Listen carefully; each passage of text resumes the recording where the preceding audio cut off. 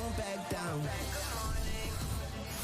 And here we go. Knicks Pacers starting tonight. Knicks favored by 5.5 at home in game one. That's down from 6. Knicks are still favored to win the series. Paul, you still sticking with Pacers to win this series? Of course I'm sticking with the Pacers. Yeah. I mean, I have reasons why. I mean, when I go back to the regular season, it looks like they did. Indiana won the season series to me. They did. 2 of them in blowout fashion. I consider it a 14-point win. They scored 140, 125. You know, they won by 14. Knicks won by 4. I just think that the depth of the Indiana Pacers is going to get to them. I think, you know, yeah, the Knicks, they're a feel-good story. It's New York. They finally have a superstar that they can kind of relate with, and they're slowly, if not already, becoming America's team. But I'm not buying it. I'm not buying it at all.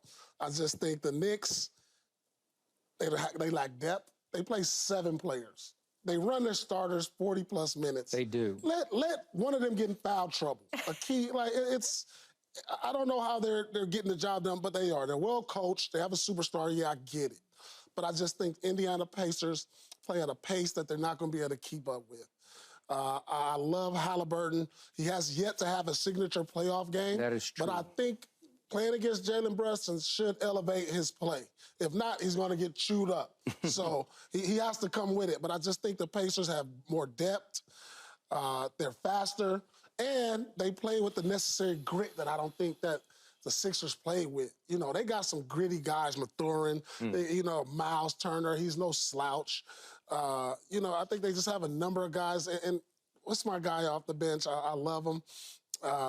T.J. McConnell? McConnell. He's like a little X factor for them. You got Obi Toppin, who wants to get back. He's going to have a little grudge in this game. He's going to have a little grudge. You know, he played for the Knicks. He was drafted there, so he's going to have an edge to himself about going against the Knicks. So I really just think the depth in particular is going to be too much for the New York Knicks to handle.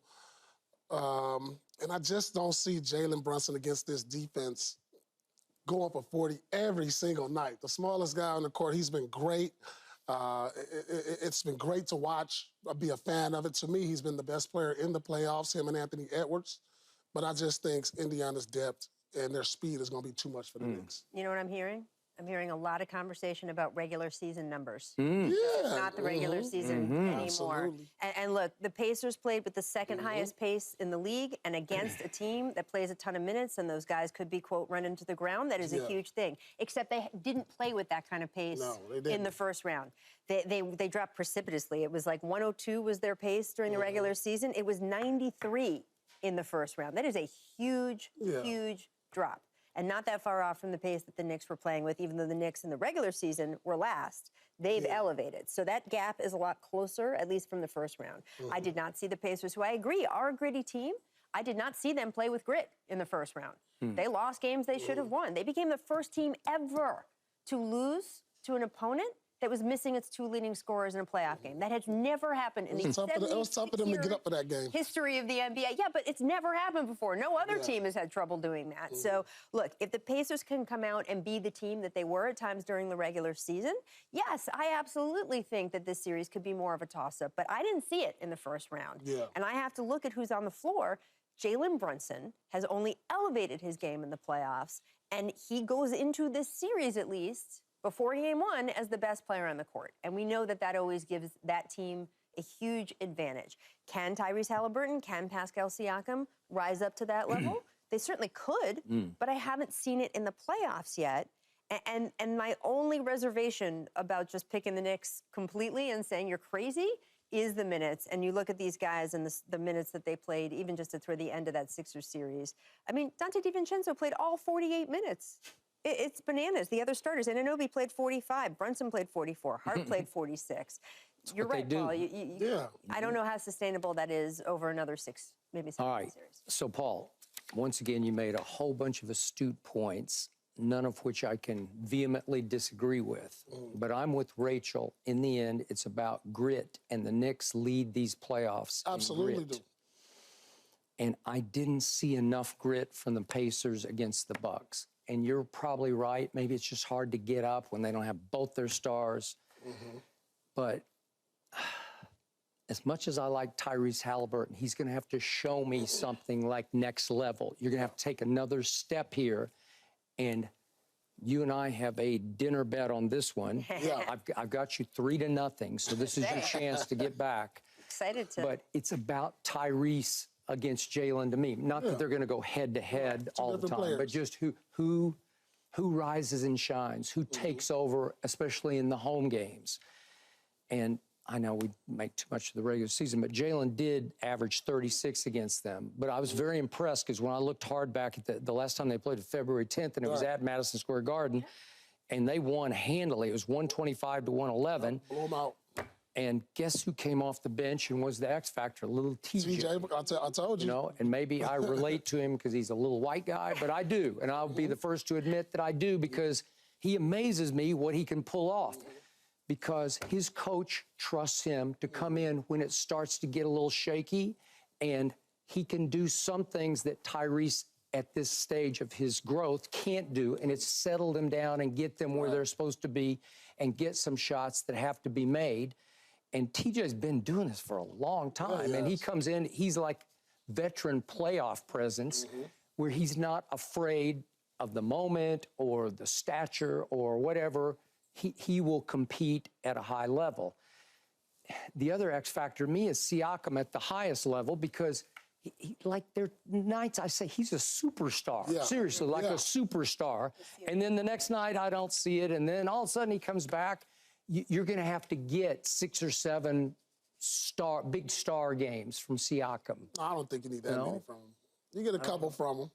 You just need combined. They like the way the Indiana Pacers are built. They're built to where they have a number of guys that can hurt you. The X factors. Well, they got like 4 or 5 Nembhard and X-factors. Neesmith and those guys. They could shoot the lights out if they get going.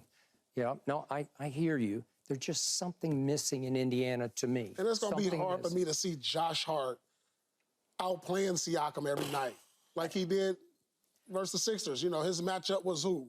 Tobias Harris or something, whoever that, you know, it was one of those guys. He played, Josh Hart played like a power forward. Yeah. You know, so he rebounds like he one. rebounds like a power forward. So Siakam has to win that matchup. Because to me, he's the X factor for them. Yes. And look, the rebounding is such a key and smart thing to look at. For me, it's the offensive rebounding in the New York Knicks, right? That was such a huge factor in the Sixers series. Through the first round, they led the league in offensive rebounding, right? And that is the Energizer Bunny approach that Thibodeau preaches. It is. Go, get it. Be more aggressive, be more hungry. I think Mike Breen said on one of these broadcasts, you know, it's not the 50-50 balls. He gets the 30-70 balls too, you know, that kind of thing. That's good. He does. And I think that is so important, particularly against this Pacers team. If the Knicks are able to do that, and that requires a lot of energy from guys who are spending a lot of minutes on the floor, if they're able to do that, you limit the Pacers in transition, which is where they are so dangerous. If those offensive rebounding numbers for the Knicks go down and those missed shots turn into transition Pacers opportunities, they are a faster team. They just are. And they are going to have guys who are going to be fresher because those Pacers are not playing at the same minutes rate that the Knicks are. So that, to me, could be in the Pacers' favor. The Knicks have control of that. They can rebound like that. We've seen it. But they have to be able to do it again. So, Paul, speed of play, pace of play. The X factor for the Knicks is the guy who controls tempo better than anybody playing right now is Jalen Brunson. Because to a fault to me, because it's hard on my eyes after a while, he dribbles the air out of the basketball. He just dribbles it and dribbles it and dribbles it some more. And then he gets a shot and he makes it. And I don't enjoy watching it, but it works because it slows the game way down. It bores the opposition to death because I get tired of watching it. I think they get tired of chasing it after a while. Embiid wound up chasing Jalen Brunson all over the place off the pick and the roll, right? So to me, they can defeat the fast break pace because Jalen Brunson's got the ball in his hands and he's going to keep it down to a low roar just by his dribbling act. Does that make sense? Yeah, I mean, I get it. I get it. But if they start missing shots and they get down. To Rachel's point. To her point, then they're going to have to speed it up. And that works in the Pacers' favor. Okay. And I think the Pacers, like I said, this is going to come down to the grit. I just think Pacers got the guys that can match their grit. Siakam's not no slouch. No. He'll go down there and push you around. Miles Turner. Oh, he's he can be an X factor. These guys are. Halliburton's tough. Mm-hmm. You know, you look at them, and I know it's Indiana. They haven't been on a lot of national televised games, and it's easy to fall in love with a good New York team because they hold the national spotlight when they're good. They're on TV. We're putting them on the highlight game. So there's people that's going to sleep on Indiana, but I just look from top to bottom, Indiana has more talent. And if they can match their grit with their talent, they're going to beat the Knicks. Okay, coaching, Carlisle, Thibodeau. Thibodeau, I think Carlisle has a championship. He does. We got to go with Carlisle with the edge, but I will tell you this about Tibbs. He's overachieved with a lot of teams he's coached, a lot of these Knicks And he teams. was your defensive coordinator. Yeah, he was our defensive coordinator, so I got to give Tibbs is one of the top coaches. He might be one of the most underrated coaches in the NBA because, you know, with the injuries that the Knicks sustained this year, for him, no Anunoby for a stretch, and now and he's back. No Randall. No Randall, and they just kind of just maintained and ended up with a top seed, top 2 seed. Nobody saw that coming. So he could have easily been coach of the year this year. And if they get to the conference finals, this is like, man, he just coached another team that overachieved without a real superstar, you know, player. I mean, Jalen Brunson's a superstar in his own right. You know, he's emerged to that. But he doesn't have that guy that you're talking about. He's in the MVP talks every year. Like, you know, you got Embiid and Antetokounmpo and LeBron and all these other guys. And so, you know, just got to give your hats off to them. But I just think top to bottom, if Pacers match the Knicks' grit, that they're going to win. Okay, so I'm assuming you're going to go Pacers in 6? Pacers in 6. Okay, because you don't want to have to see a 7 at Madison Square Garden, right? I definitely don't want to see a 7 in Madison Square Garden. Pacers in 6. All right, I got... Still game 1 tonight. Okay, I got Knicks in 7 at the Garden. You got... Knicks in 6. 6? Do you really? Yeah. Okay. Yeah, we'll Closing see. them out there. We'll see, yeah. I mean, look, obviously, again, we could see halfway through this series, it becomes very obvious that the Knicks players are tired. You talk about coaching, though. These guys want to play for this coach. It was interesting. They do a survey every year, players, anonymous survey. Yeah. One of the questions is, who's the coach you'd least like to play for? And year after year, players around the league say Tom Thibodeau is the coach they would least like to play for. And we know that's because the reputation is he runs guys into the ground, he causes them injuries, guys' careers can kind of get mired there. But the guys on this Knicks team would vote him as the coach they most want to play for. They believe in him, and they want to put their hearts out there for him. And I think that's really the only metric that you can judge a coach by is why his players. Why, from the outside in, is it because he looks like a curmudgeon and he's sour and dour? He's an old school. He's not a player's coach. Players talk around the league. He's not a player's coach. So if you play for Tibb, they probably don't want. They probably say Tibb because he's probably the only coach in the league that probably still practices. Yeah. Like. You know, when teams don't practice as much anymore, he'll get you out there. Like, no, we practicing today. No, they asked him before the All-Star break, which is now a week long, you know, what are you going to do? And so many coaches are like, oh, I'm going to go play golf a little bit. I'm going to go somewhere warm, whatever. And he said, I'm not going anywhere. And they said, don't you want to go on vacation somewhere? And he was like, Rye, New York, where the practice facility is. He goes, that's nice. He goes, it's warm indoors there. That's his reputation. I will say about Carlisle on the other side, though, and this feeds into your point about Brunson and him dribbling the air out of the ball and all of that stuff. Rick Carlisle knows how to neutralize opposing players. We saw it all the way back when he won the title with Dallas, right?